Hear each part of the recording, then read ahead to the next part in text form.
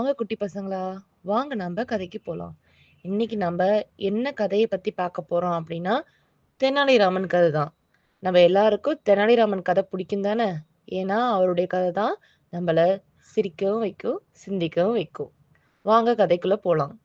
இந்த கதையோட தொடக்கத்துல தெனாலிராமன் காளிதேவி முன்னாடி நின்னு அவங்கள வணங்கிக்கிட்டு இருந்தாராம். காளிதேவியே, நீங்க இன்னைக்கு எனக்கு கண்டிப்பா காட்சி கொடுத்தாகணும். அப்படி காட்சி கொடுக்கிற வரைக்கும் நான் இந்த கோயில விட்டு போக மாட்டேன் அப்படின்னு வேண்டிக்கிட்டு இருந்தாராம்.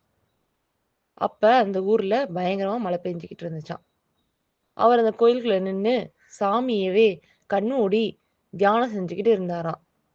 ஜெய ஜெய பவானி, ஜெய ஜெய காளி அப்படின்னு ஓயாம சொல்லிக்கிட்டே இருந்தாராம். அப்ப திடீர்னு ஒரு குரல் கேட்டுச்சாம். ராமா, எழுந்திரு, கண்களை திறந்து பார், நான் தான் காளி வந்திருக்கேன் அப்படின்னு ஒரு குரல் கேட்டுச்சாம். இத கேட்ட ராமனால தன் காதுகளை நம்பவே முடியலையாம். அவரும் தன் கண்களை திறந்து பார்த்தாராம். அவ்வளோ பிரகாசமான ஒளியோட காளி தேவி நின்னுகிட்டு இருந்தாங்களாம். அவர் கொஞ்சம் நிதானிச்சு அதுக்கப்புறம் தான் தன் கண்களை திறந்து பார்த்தாராம்.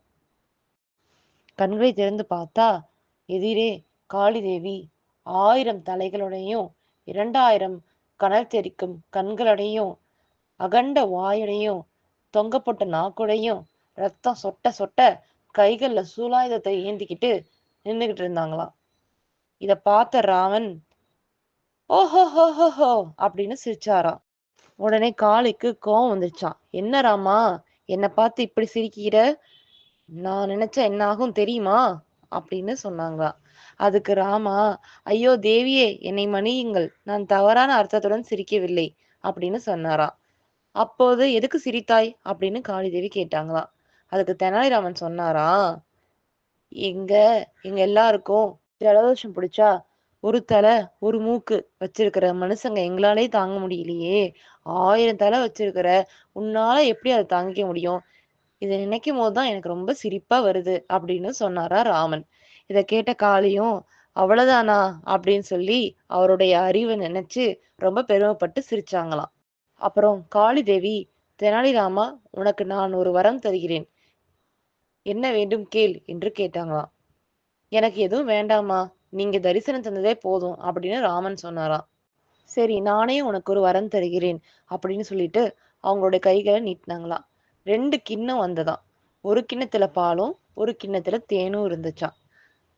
ஒண்ணு கல்வி, அதாவது பால் கல்வி, தேன் செல்வம். உனக்கு எது வேண்டும், கல்வியா செல்வமா அப்படின்னு கேட்டாங்களாம். அதுக்கு ராமன், எனக்கு 2மே வேணும் அப்படின்னு சொன்னாராம்.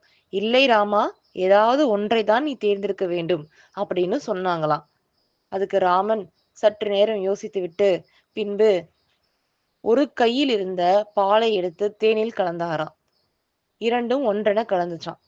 அந்த கிண்ணத்தை எடுத்து குடிச்சிட்டாராம். குடிச்சிட்டு, அம்மா, எனக்கு கல்வியும் வேணும் செல்வமும் வேணும் அப்படின்னு சொன்னாராம். இதை கேட்ட காளிதேவி சிரிச்சுக்கிட்டு அப்படியே ஆகட்டும் அப்படின்னு அவருடைய அறிவு கூர்மையை கண்டு வியந்து போனாங்களாம். அதான் குட்டீஸ், ஒருத்தருக்கு கல்வி மட்டும் வச்சுக்கிட்டு அவங்களால வாழ்றது ரொம்ப கஷ்டம். அவங்களுக்கு பொருள் ஈட்டுறதுக்கு செல்வம் வேணும். அதே மாதிரி வெறும் செல்வம் மட்டும் வச்சுக்கிட்டு வாழ்றது ரொம்ப கஷ்டம். அவங்களுக்கு அதை பராமரிப்பதற்கு கல்வி வேணும். கல்வியும் செல்வமும் சம அளவுல இருந்தா மட்டும்தான் ஒரு மனுஷனால சராசரியான நல்ல வாழ்க்கை முறைய வாழ முடியும். அதுதான் தெனாலிராமனும் சொல்றாரு. ஒரு மனிதனுக்கு கல்வியும் செல்வமும் தேவை. இதுதான் இந்த கதையின் நீதி. நன்றி குட்டீஸ். கதை பிடிச்சிருந்தா சப்ஸ்கிரைப் பண்ணுங்க. நன்றி.